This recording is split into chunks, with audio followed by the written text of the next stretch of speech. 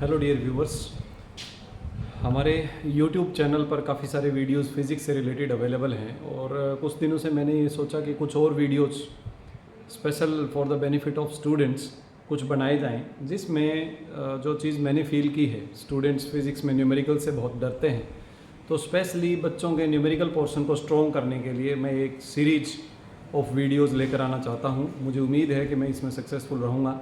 तो आज से हम स्टार्ट करते हैं। इसी सीरीज़ में ऑलरेडी बेसिक मैथमेटिक्स के कुछ वीडियोस यूट्यूब चैनल पर अवेलेबल हैं। उसी के साथ जोड़ते हुए आज का हमारा जो टॉपिक है वो बेसिक मैथमेटिक्स में स्लोप से रिलेटेड होगा और फिर धीरे धीरे इसी सीरीज़ में हम आगे अलग अलग चैप्टर्स के साथ अलग अलग टॉपिक रिलेटेड न्यूमेरिकल्स की बातचीत करेंगे। तो चलिए, सबसे पहले आज का हमारा जो टॉपिक है वो है स्लोप। स्लोप आप मैथमेटिक्स में जनरली यूज़ करते हैं, यहाँ हम फिजिक्स में स्लोप का ग्राफिकल रिप्रेजेंटेशन में बड़ा ही इंपॉर्टेंट रोल है। देखिए, अगर हम मैथमेटिक्स के अकॉर्डिंगली बात करें तो जब हम इक्वेशन ऑफ स्ट्रेट लाइन लिखते हैं y = mx + c, तो y = mx + c में यहाँ पर ये जो m है ये स्लोप का काम करता है। m किसका काम करता है? स्लोप का। और c जो है ये इंटरसेप्ट है और x और y जो हैं वो हमारे पास वेरिएबल्स हैं। अभी इसी स्लोप को अगर हम रिप्रेजेंट करना चाहें, सपोज करते हैं कि हम ग्राफिकली कुछ समझना चाहें, तो ये हमारे पास x एक्सिस है और ये हमारे पास y एक्सिस है। y एक्सिस में अगर हम इस ग्राफ को रिप्रेजेंट करना चाहें तो ये ग्राफ हमारे पास कुछ इस प्रकार से रिप्रेजेंट किया जाएगा, जहां पर ये जो पोर्शन है y एक्सिस का ये हमारे पास है इंटरसेप्ट, जिसे हम c से रिप्रेजेंट करते हैं। और अब अगर इसके थोड़े और बेसिक में चलें तो एक बार के लिए अगर हम c की वैल्यू को 0 ले लेते हैं, इफ c = 0, तो ये इक्वेशन हमारे पास y = mx में कन्वर्ट हो जाएगी। और जब ये इक्वेशन y = mx में कन्वर्ट होगी तो हमारा ये जो ग्राफ है वो ये बन जाएगा। यहाँ पर c की वैल्यू क्या हो चुकी है? 0 हो चुकी है। अब हमने बोला कि m जो है वो क्या है? स्लोप। m अगर स्लोप है तो ये किसके बराबर होगा? y/x के। अब आप इस ग्राफ में देखिए, अगर हम इन दो पॉइंट्स को लेते हैं, ये point O and point A, तो O और A के बीच में जब आप इस ट्रायंगल से देखेंगे तो ये जो AB लेंथ है ये y को रिप्रेजेंट कर रहा है और OB जो लेंथ है वो x को रिप्रेजेंट कर रहा है। और हम कह रहे हैं कि y/x जो है वो स्लोप है। अगर y/x स्लोप है तो y हमारे पास क्या आ जाता है? परपेंडिकुलर, और x हमारे पास क्या आ जाता है? बेस। और परपेंडिकुलर बाय बेस जो है वो टेंजेंट थीटा को रिप्रेजेंट करता है। किसे रिप्रेजेंट करता है? टेंजेंट थीटा को रिप्रेजेंट करता है। तो हम यहाँ से ये कह सकते हैं कि जो स्लोप है वो टेंजेंट थीटा से रिप्रेजेंट की जाएगी। तो अब हम ग्राफ से रिलेटेड बातचीत करते हैं। जब भी हम स्लोप की बात करेंगे, इसका मतलब या तो मैथमेटिकली हम m को रिप्रेजेंट करना चाहते हैं या ग्राफिकली हम टेंजेंट थीटा को रिप्रेजेंट करना चाहते हैं। ठीक है, तो आगे बढ़ते हैं अभी स्लोप के ही पोर्शन में। अभी जब हम स्लोप की बात करते हैं तो एक आता है हमारे पास पॉजिटिव स्लोप और एक आता है negative slope. Positive slope and negative slope.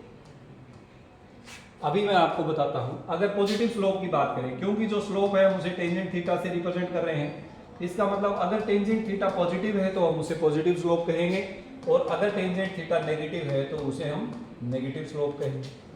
Is it clear?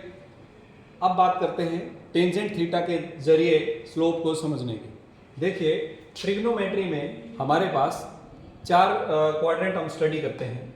जब हम एंगल्स की बात करते हैं तो यहाँ पर हमारे पास है 0 डिग्री, यहाँ पर है 90 डिग्री, यहाँ पर है 180 डिग्री, यहाँ है 270 डिग्री और यहाँ है 360 डिग्री। तो 0 से 90 डिग्री में सभी के सभी टी रेशियोज जो है वो पॉजिटिव होते हैं। All positive means sine theta, cos theta, tangent theta, और इन तीनों के रेसिप्रोकल रेशियोज जो हैं वो सभी पॉजिटिव होते हैं, ऑल 6। लेकिन यहाँ पर जब हम देखते हैं तो यहाँ साइन थीटा और कोसिकेंट थीटा, यानी जो साइन का उल्टा है कोसिकेंट थीटा, ये दोनों पॉजिटिव रहते हैं और इनको छोड़कर बाकी जो 4 टी रेशियो बचते हैं वो चारों हमारे पास नेगेटिव होते हैं फर्स्ट क्वाड्रेंट में, यानी 90 से 180 के बीच में। अब आप देखेंगे कि यहाँ पर जो टेंजेंट थीटा है वो क्या आ जाता है? नेगेटिव आ जाता है। टेंजेंट थीटा सेकंड क्वाड्रेंट में क्या है? नेगेटिव। इसी को हम स्लोप बोल रहे हैं। तो स्लोप जो है वो सेकंड क्वाड्रेंट में नेगेटिव रहेगा। सिमिलरली यहाँ पर अगर हम बात करें तो ये आपके पास टेंजेंट थीटा और कोट थीटा ये दोनों पॉजिटिव होते हैं। इसका मतलब थर्ड क्वाड्रेंट में हमारे पास जो स्लोप है वो क्या है? पॉजिटिव है। और यहाँ पर हम बात करें फोर्थ क्वाड्रेंट की, तो कोस थीटा और सीकेंट थीटा जो है वो पॉजिटिव होते हैं, बाकी सभी नेगेटिव। बाकी सभी नेगेटिव है तो क्योंकि हमारा टारगेट टेंजेंट थीटा है, तो टेंजेंट थीटा यहाँ पर क्या है, नेगेटिव है। तो अब हम यहाँ से ये देख सकते हैं कि फर्स्ट क्वाड्रेंट में स्लोप जो है वो पॉजिटिव रहता है, सेकंड क्वाड्रेंट में स्लोप नेगेटिव है, थर्ड क्वाड्रेंट में स्लोप पॉजिटिव है और फोर्थ क्वाड्रेंट में स्लोप नेगेटिव है। अभी इसको अगर हम रिप्रेजेंट करना चाहें यहाँ पर, तो देखिए यहाँ पर मैं एक लाइन शो करता हूँ लाइक दिस। तो ये जो लाइन है ये हमारे पास लाइन फर्स्ट और थर्ड क्वाड्रेंट में है, और फर्स्ट और थर्ड क्वाड्रेंट में टेंजेंट थीटा पॉजिटिव होता है, इसलिए ये पॉजिटिव स्लोप। तो इस प्रकार की ये जो लाइन है ये हमें क्या रिप्रेजेंट करती है, पॉजिटिव स्लोप को रिप्रेजेंट करती है, क्योंकि यहाँ पर टेंजेंट थीटा पॉजिटिव है और यहाँ पर भी टेंजेंट थीटा पॉजिटिव है। सिमिलरली अगर हम बात करें नेगेटिव स्लोप की, तो ये नेगेटिव स्लोप, ये हमारे पास नेगेटिव स्लोप का एग्जांपल है। क्यों? क्योंकि यहाँ पर जो टेंजेंट थीटा है वो नेगेटिव है और इस क्वाड्रेंट में भी टेंजेंट थीटा क्या है, नेगेटिव है। तो अगर हम ग्राफ की स्लोप की बात करें, बच्चों को बड़ा कंफ्यूजन होता है जब टीचर क्लास में बोलता है कि इसकी स्लोप पॉजिटिव है, इसकी स्लोप नेगेटिव है, ये बढ़ती हुई स्लोप है, ये घटती हुई स्लोप है। बच्चे को कई बार ये समझ ही नहीं आता कि स्लोप होती क्या है। तो पॉजिटिव नेगेटिव होना और उसकी अंडरस्टैंडिंग थोड़ा ज़्यादा दूर की बात हो जाती है। तो बेटर है कि हम उसके बिल्कुल बेस से लेकर चलें। फर्स्ट ऑफ ऑल हम ये समझें कि स्लोप कहते किसे हैं। जब हमें ये पता चल गया कि स्लोप कहते किसे हैं, तो फिर उसको पॉजिटिव और नेगेटिव बोलने के पीछे क्या कारण है। पॉजिटिव बोलेंगे तो टेंजेंट थीटा फर्स्ट और थर्ड क्वाड्रेंट में पॉजिटिव है, इसलिए पॉजिटिव स्लोप, और टेंजेंट थीटा सेकंड और फोर्थ क्वाड्रेंट में नेगेटिव है, इसलिए नेगेटिव स्लोप। तो ये हमारे पास स्लोप हो गया। यहाँ पर हमने बातचीत की कि कब स्लोप पॉजिटिव होगी और कब स्लोप नेगेटिव होगी। अब अगर मैं इसे एक ही ग्राफ में दिखाना चाहूँ, कई बार ये भी होता है कि मान लीजिए कि मैं इस प्रकार से एक ग्राफ बना रहा हूँ और इस ग्राफ को बनाते हुए मैंने ये एक लाइन बनाई लाइक दिस, ये मैंने एक लाइन बनाई और मैंने बच्चे से पूछा कि बताइए ये स्लोप नेगेटिव है कि पॉजिटिव। तो समटाइम्स स्टूडेंट्स ये आंसर देते हैं कि ये एक पॉजिटिव स्लोप है। ऐसा आंसर वो क्यों देते हैं कि उन्हें लगता है कि या 0 डिग्री है और या 90 डिग्री है और ये फर्स्ट क्वाड्रेंट है। नहीं, ऐसा नहीं है।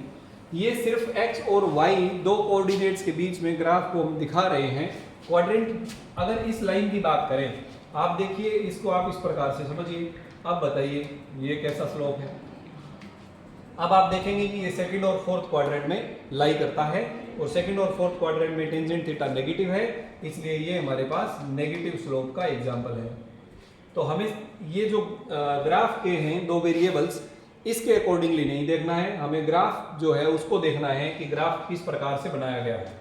अगर हमारे पास ग्राफ को ठीक ढंग से बनाया जाए,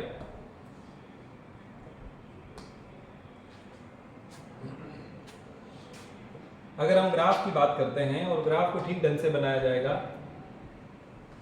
ये हमारे पास पॉजिटिव स्लोप है और सॉरी नेगेटिव स्लोप है और ये हमारे पास पॉजिटिव स्लोप है। पॉजिटिव स्लोप और नेगेटिव स्लोप, तो ये बातचीत हो गई हमारे पास पॉजिटिव और नेगेटिव स्लोप की। इसी के साथ जुड़ी हुई एक बात मैं आपके साथ और शेयर करना चाहता हूँ कि अगर हम इस ग्राफ में जैसे फर्स्ट यूनिट हम लेते हैं 11th क्लास की, जिसमें motion second unit sorry motion in straight line और मोशन इन प्लेन की बात करते हैं, तो वहाँ पर हम displacement time graph, velocity time graph and acceleration time graph बनाते हैं। तो वहाँ हम स्लोप और एरिया से रिलेटेड ग्राफ को काफ़ी डिस्कस करते हैं। तो देखिए जब कभी भी हम बात करेंगे कि अगर हमें डिस्प्लेसमेंट टाइम ग्राफ बनाना है, अगर हमें डिस्प्लेसमेंट टाइम ग्राफ बनाना है, इधर हमने डिस्प्लेसमेंट ले लिया, इधर हमने टाइम ले लिया, तो डिस्प्लेसमेंट टाइम ग्राफ का जो स्लोप है, अब स्लोप हमने किसे कहा, हमने कहा स्लोप का मतलब टेंजेंट थीटा, और टेंजेंट थीटा होता है परपेंडिकुलर बाय बेस। अगर यहाँ हम एक ट्रायंगल बना दें तो ये बन गया परपेंडिकुलर, और परपेंडिकुलर किसको शो कर रहा है जी, डिस्प्लेसमेंट को, और ये बन गया बेस, बेस किसको शो कर रहा है, टाइम को। इसका मतलब टेंजेंट थीटा किसको शो कर रहा है, डिस्प्लेसमेंट डिवाइडेड बाय टाइम, और डिस्प्लेसमेंट बाय टाइम क्या होता है, वेलोसिटी। डिस्प्लेसमेंट बाय टाइम क्या होता है, वेलोसिटी। तो जब हम 11th क्लास की सेकंड यूनिट को स्टडी करेंगे तब हम यूज़ करेंगे इस प्रकार से ग्राफ के डिस्प्लेसमेंट टाइम ग्राफ है तो इसका स्लोप क्या दिखाता है, वेलोसिटी दिखाता है। तो अगर ये कांस्टेंट स्लोप है, क्योंकि यहाँ पर ये जो थीटा है ये फिक्स है, देखिए इस प्रकार से हम थीटा देखेंगे तो सब जगह पर थीटा जो है वो फिक्स है, it is neither increasing nor decreasing, बढ़ नहीं रहा घट भी नहीं रहा है, तो ये कांस्टेंट स्लोप का ग्राफ हुआ। अगर ये कांस्टेंट स्लोप का ग्राफ है तो ये कांस्टेंट वेलोसिटी को शो करता है, अगर हम इसे डिस्प्लेसमेंट टाइम ग्राफ बोले। अगर डिस्प्लेसमेंट टाइम ग्राफ की जगह इसी में हम एक और ग्राफ ले लेते हैं। सपोज करते हैं कि हमने इधर डिस्प्लेसमेंट की जगह वेलोसिटी ले लिया और इधर हमने टाइम ले लिया। तो अगर यहाँ पर स्लोप की बात करेंगे, टेंजेंट थीटा की बात करेंगे, तो टेंजेंट थीटा किसको शो करेगा जी? Velocity divided by time, velocity divided by time. मान लीजिए हमारा ये ग्राफ है, तो इस ग्राफ में ये हमने एक ट्रायंगल कंप्लीट कर लिया, ये परपेंडिकुलर, ये बेस, परपेंडिकुलर शो कर रहा है वेलोसिटी को, बेस शो कर रहा है टाइम को। तो वेलोसिटी बाय टाइम क्या शो करता है? एक्सेलरेशन। वेलोसिटी बाय टाइम किसको शो करता है? एक्सेलरेशन। तो यहाँ से हमें ये पता चलता है कि अगर वेलोसिटी टाइम ग्राफ है तो उसका स्लोप एक्सेलरेशन दिखाता है। तो ये बड़ा ही इंपॉर्टेंट एक टॉपिक था। स्लोप की जब हम बात करते हैं तो डिस्प्लेसमेंट टाइम ग्राफ का स्लोप वेलोसिटी दिखाता है और वेलोसिटी टाइम ग्राफ का स्लोप एक्सेलरेशन दिखाता है। एक चीज़ मैं छोटी सी और इसमें शेयर करना चाहूँगा, बढ़ती हुई स्लोप और घटती हुई स्लोप, इंक्रीजिंग स्लोप और डिक्रीजिंग स्लोप। देखिए अगर हम इंक्रीजिंग स्लोप की बात करें,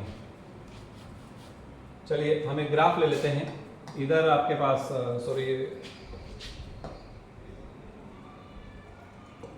इधर हम ले लेते हैं कोई भी, सपोज करते हैं ये y ले लेते हैं और इधर हम x ले लेते हैं और हम एक ऐसा ग्राफ बनाते हैं।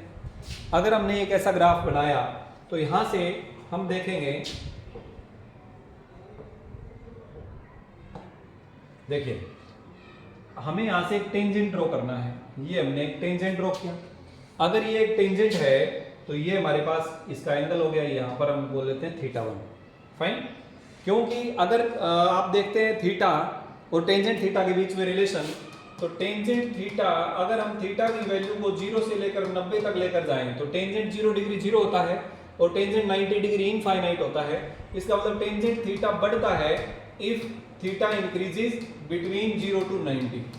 अगर थीटा को 0 से 90 के बीच में हम बढ़ाएं तो टेंजेंट थीटा बढ़ता है। अब हम यहाँ देखते हैं कि सपोज करते हैं हम यहाँ पर एक टेंजेंट बनाना चाहिए, तो ये हमारे पास एक टेंजेंट बन गया और यहाँ पर अगर टेंजेंट बनाना चाहिए तो ये हमारे पास एक टेंजेंट बनेगा, फाइन, ओके।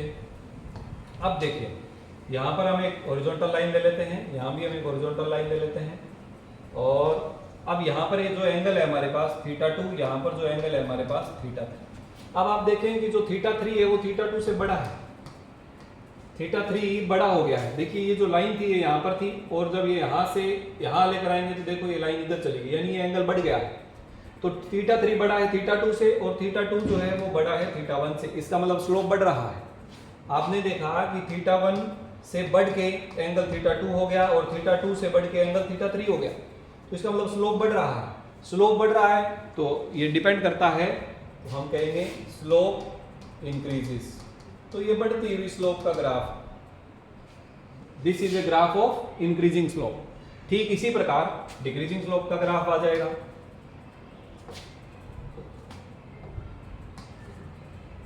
अगर हम इसकी बात करें और यहां से ऐसे ग्राफ ले लें तो इट इज क्वाइट सिंपल कि यहां एक हमें डिक्रीजिंग स्लोप का ग्राफ मिल जाएगा।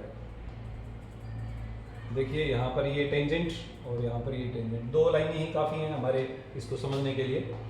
देखिए यहाँ पर ये एंगल है θ1 और यहाँ पर हॉरिजॉन्टल लाइन और इस टेंजेंट के बीच का एंगल है θ2। आप देख रहे हैं कि θ2 जो है वो θ1 से छोटा है। अगर θ2 θ1 से छोटा हो गया है, इसका मतलब स्लोप क्या हो रहा है? डिक्रीज हो रहा है। स्लोप क्या हो रहा है? डिक्रीज हो रहा है। Is it clear? अब अभी हमने पढ़ा था कि डिस्प्लेसमेंट टाइम ग्राफ का जो स्लोप है वो वेलोसिटी शो करता है और वेलोसिटी टाइम ग्राफ का जो स्लोप है वो एक्सेलरेशन शो करता है। तो इससे रिलेटेड मैं आपको दो बातें और यहाँ पर बता दूँ। लगभग हम इस टॉपिक को जल्दी ही ख़त्म करने वाले हैं। ये हमारे पास कोई भी दो वेरिएबल के बीच का ग्राफ है। तो अगर हम एक लाइन लें, जैसे हमने एक लाइन ली है, एक लाइन लिया ये और एक लाइन लिया ये, तो ये हमारे पास कांस्टेंट स्लोप हो गया, कांस्टेंट स्लोप, और ये इंक्रीजिंग स्लोप और ये डिक्रीजिंग स्लोप। तो ग्राफ को देखने पर ही हमें पता चलना चाहिए कि जो स्लोप है वो बढ़ रहा है या कम हो रहा है। अब ध्यान दीजिए, अगर मैं इसे ले लेता हूँ डिस्प्लेसमेंट और इधर ले लेता हूँ टाइम, तो डिस्प्लेसमेंट टाइम ग्राफ बन जाएगा। डिस्प्लेसमेंट टाइम ग्राफ का स्लोप वेलोसिटी दिखाता है, तो ये बीच वाली लाइन जो है ये कांस्टेंट वेलोसिटी दिखाएगी, ये बढ़ती हुई वेलोसिटी को दिखाएगा और ये घटती हुई वेलोसिटी को दिखाएगा।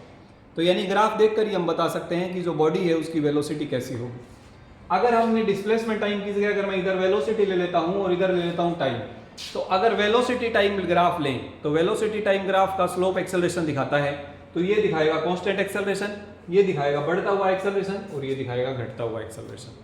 तो डियर व्यूअर्स, आज का जो हमारा ये टॉपिक था वो था related to slope. It is very important topic. अगर हमें फिजिक्स पढ़ना है तो फिजिक्स में कुछ चीज़ें बड़ी ज़रूरी हैं। न्यूमेरिकल्स, ग्राफ, अगर ये हमें आते हैं तो फिजिक्स की अंडरस्टैंडिंग हम बेहतर कर सकते हैं। और ग्राफ को अगर पढ़ना हो तो स्लोप समझ आना बहुत ज़रूरी टॉपिक है। So this was an important topic related to physics.